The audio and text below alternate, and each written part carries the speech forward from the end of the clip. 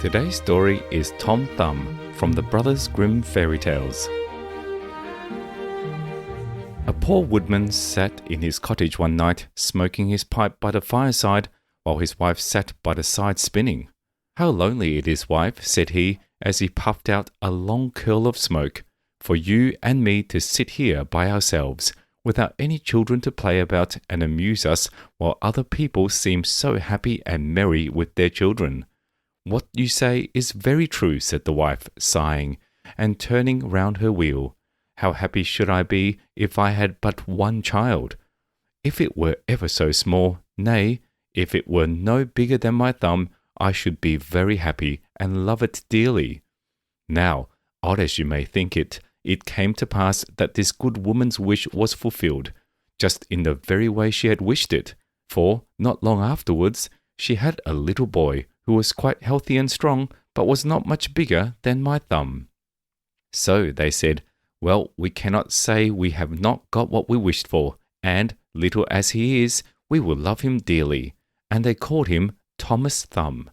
They gave him plenty of food, yet for all they could do, he never grew bigger, but kept just the same size as he had been when he was born.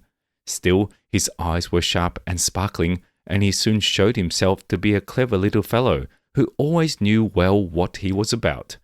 One day, as the woodman was getting ready to go into the wood to cut fuel, he said, "I wish I had someone to bring the cart after me, for I want to make haste." "Oh, father," cried Tom, "I will take care of that. The cart shall be in the wood by the time you want it." Then the woodman laughed and said, "How can that be? You cannot reach up to the horse's bridle." So they went on into the wood, till at last they came to a place where the woodman was. Then Tom Thumb, seeing his father, cried out, "See, father, here I am with the cart, all right and safe. Now take me down."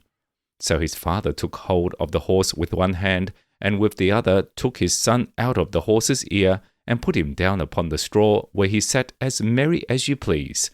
The two strangers were all this time looking on, and did not know what to say for wonder. At last one took the other aside and said, "That little urchin will make our fortune. If we can get him and carry him about from town to town as a show, we must buy him." So they went up to the woodman and asked him what he would take for the little man. "He would be better off," said they, "with us than with you." "I won't sell him at all," said the father. "My own flesh and blood is dearer to me than all the silver and gold in the world." But Tom, hearing of the bargain they wanted to make, crept up his father's coat to his shoulder and whispered in his ear, "Take the money, father, and let them have me. I will soon come back to you." So the woodman at last said he would sell Tom to the strangers for a large piece of gold, and they paid the price. "Where would you like to sit?" said one of them. "Oh, put me on the rim of your hat. That will be a nice gallery for me. I can walk about there and see the country as we go along." So they did as he wished, and when Tom had taken leave of his father, they took him away with them. They journeyed on till it began to be dusky, and then the little man said, "Let me get down, I'm tired." So the man took off his hat and put him down on a clod of earth, in a ploughed field by the side of the road. But Tom ran about amongst the furrows, and at last slipped into an old mouse hole. "Good night, my masters," said he, "I'm off. Mind and look sharp after me the next time." Then they ran at once to the place and poked the ends of their sticks into the mouse hole, but all in vain. Tom only crawled farther and farther in, and at last it became quite dark, so that they were forced to go their way without their prize, as sulky as could be. When Tom found they were gone, he came out of his hiding place. "What dangerous walking it is," said he, "in this ploughed field. If I were to fall from one of these great clods, I should undoubtedly break my neck." At last, by good luck, he found a large empty snail shell. "This is lucky," said he. "I can sleep here very well," and in he crept. Just as he was falling asleep, he heard two men passing by, chatting together, and one said to the other, "How can we rob that rich parson's house of his silver and gold?" "I'll tell you," cried Tom. "What noise was that?" said the thief, frightened. "I'm sure I heard someone speak." They stood still listening, and Tom said, "Take me with you, and I'll soon show you how to get the parson's money." "But where are you?" said they.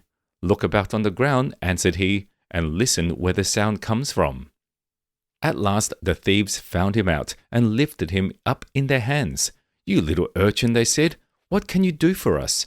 "Why, I can get between the iron window bars of the parson's house and throw you out whatever you want."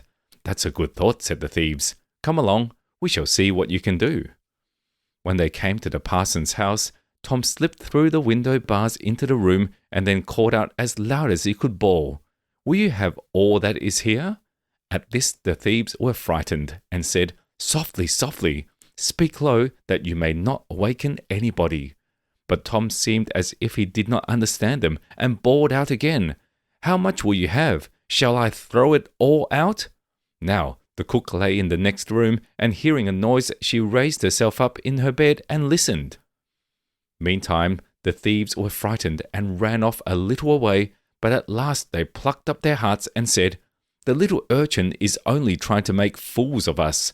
So they came back and whispered softly to him, saying, "Now let us have no more of your roguish jokes, but throw us out some of the money." Then Tom called out as loud as he could, "Very well, hold your hands, here it comes." The cook heard this quite plain, so she sprang out of bed and ran to open the door.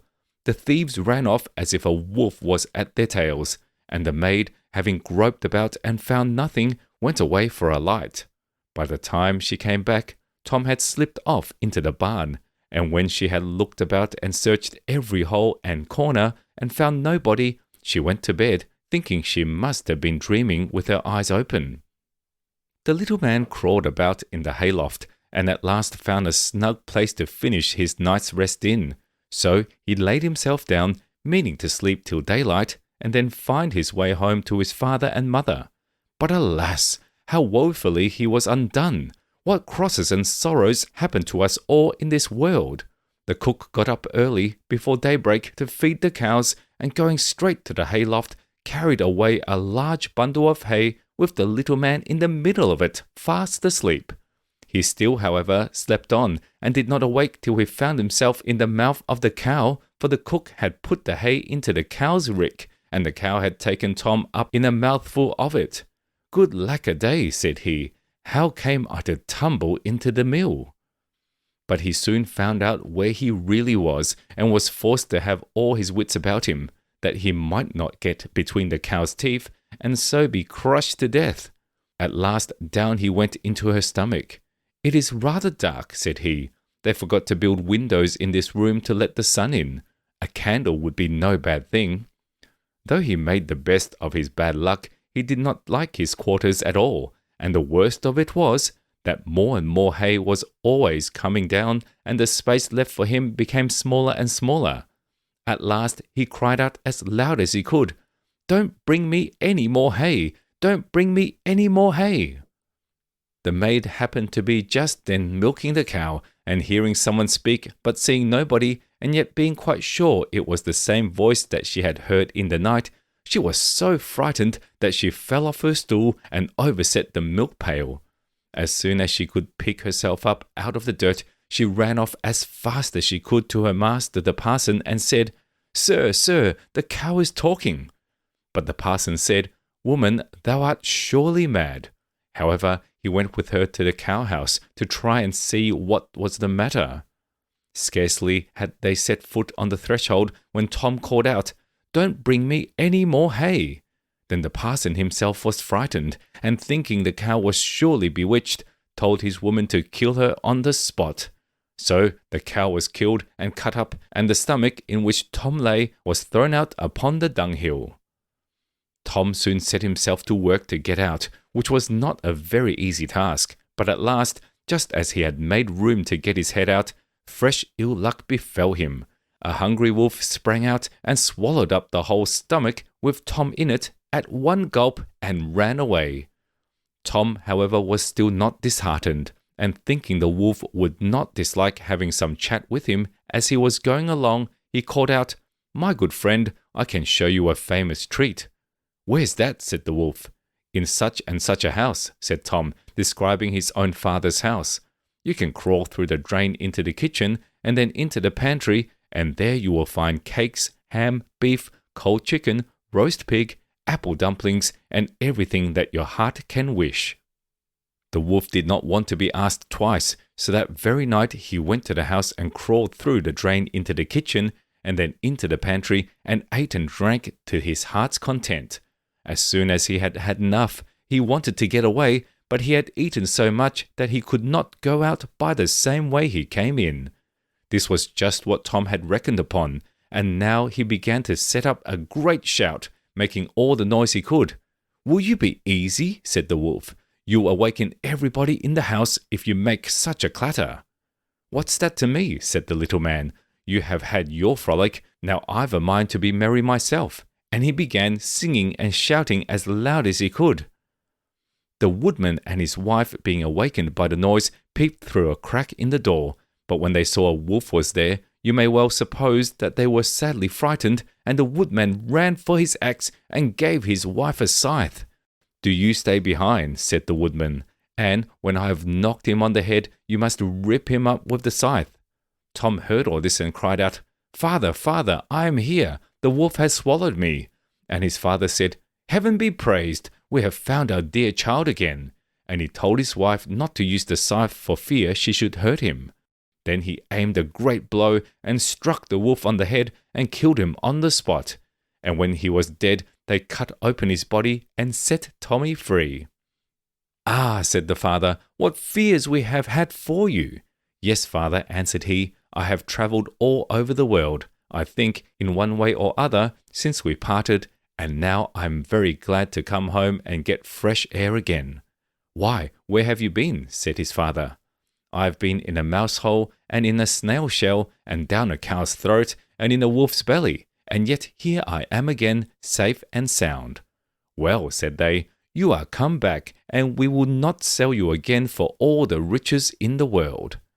Then they hugged and kissed their dear little son, and gave him plenty to eat and drink, for he was very hungry, and then they fetched new clothes for him, for his old ones had been quite spoiled on his journey.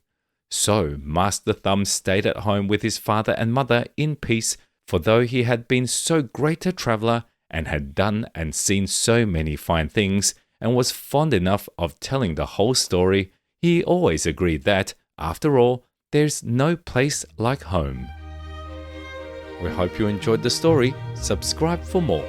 See you next time.